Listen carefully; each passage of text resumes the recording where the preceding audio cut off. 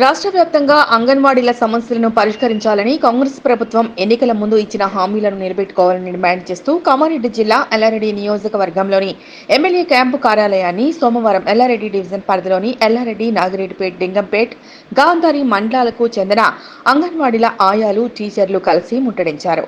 ఈ సందర్భంగా మాట్లాడుతూ అంగన్వాడీలకు ఇబ్బందిగా మారిన జీవో నంబర్ 10ని రద్దు చేయాలని, రిటైర్మెంట్ బెనిఫిట్స్, పెన్షన్ పెంచుతూ బీఆర్ఎస్ సౌకర్యం కల్పించాలని ప్రభుత్వాన్ని డిమాండ్ చేశారు.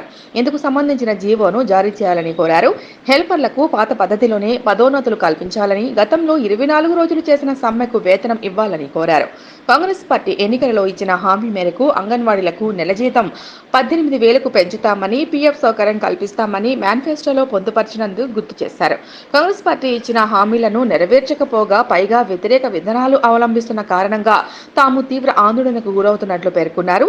తమ డిమాండ్లను పరిష్కరించాలని కోరుతూ రాష్ట్ర వ్యాప్తంగా ఆందోళన కార్యక్రమాలు నిర్వహిస్తున్నట్లు తెలిపారు.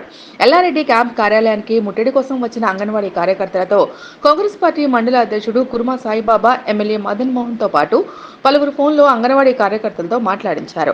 ఎమ్మెల్యే మదన్ మోహన్ తో అంగన్వాడీలు తమ సమస్యలు పరిష్కరించాలని విజ్ఞప్తి చేయగా, అంగన్వాడీ సమస్యలను, రాష్ట్ర వ్యాప్త సమస్యలను వాటిని సీఎం రేవంత్ రెడ్డి దృష్టికి తీసుకువెళ్లి త్వరితగతిన వారి సమస్యల పరిష్కారం కోసం కృషి చేస్తానని ఎమ్మెల్యే హామీ ఇవ్వడంతో అంగన్వాడీ కార్యకర్తలు, స్థానిక కాంగ్రెస్ పార్టీ మండల అధ్యక్షుడు కుర్మా సాయిబాబా, ఇతర కాంగ్రెస్ పార్టీ నాయకులు ప్రశాంత్ గౌడ్, గోపీకృష్ణ తదితరులకు తమ సమస్యలతో కూడిన వినతి పత్రాన్ని అందించి తిరిగి వెళ్లిపోయారు. అంగన్వాడీలు ఎమ్మెల్యే క్యాంపు కార్యాలయాన్ని ముట్టడిస్తామని తెలపడంతో ఎస్ఐ బొజ్జ పోలీసులు బందోబస్తు ఏర్పాటు చేశారు. ముఖ్యంగా రిటైర్మెంట్ బెనిఫిట్స్ మాకు ఇస్తామని చెప్పేసి ఇంతవరకు కూడా ఇవ్వలేరు. 40 సంవత్సరాల నుండి చేసిన వారిని కూడా ఎత్తి శాఖకి ఎత్తించుకొని వెళ్ళిపోండి అని వాళ్ళని వెళ్ళగొట్టడం జరుగుతున్నది. అదొకటి ఖచ్చితంగా మాకు నెరవేర్చాలి. మరి ఆఫీస్ నుండి కూడా మాకు ఎలాంటి లెటర్ కూడా ఇవ్వకుండా వాళ్ళను విధులకు రానియకుండా చేస్తుండ్రు. కాబట్టి దయచేసి దానికి ఖచ్చితంగా ప్రభుత్వం మాకు ఒక హామీ ఇవ్వాలని కూడా మనవి చేస్తున్నాము. మరి గవర్నమెంట్గా మమ్మల్ని గుర్తించాలి. ఎందుకంటే మేము విలేజ్లో ఒక తల్లిలాగా సేవ చేస్తున్నాం కాబట్టి దాన్ని ఖచ్చితంగా మేము ఆ ఊరికి తల్లి కాబట్టి మా విన్నపంలన్నీ కూడా మేము నెరవేర్చాలని మేము అంటున్నాము. కాబట్టి మరి ముఖ్యంగా మాకు టీఏడిఎల్ కూడా లేవు, గ్యాస్ పైసలు కూడా పడతలేవు. ముఖ్యంగా సెంటర్లో మాకు ఏవి అనుకూలంగా లేవని మేము చాలా పనులు చేస్తున్నాం. అన్నీ కూడా మా డబ్బులతో కొనుక్కుంటూ చేస్తుంటున్నాం. కాబట్టి ఖచ్చితంగా ముఖ్యంగా యాప్ కూడా మాకు ఫోన్ ద్వారా ఎంతో ఇబ్బంది జరుగుతుంది సార్. అది ఒకటే యాప్ పెట్టాలా, అవి రాని వాళ్ళు కూడా చాలా అసలు ఫోన్లే పని చేస్తలేవు.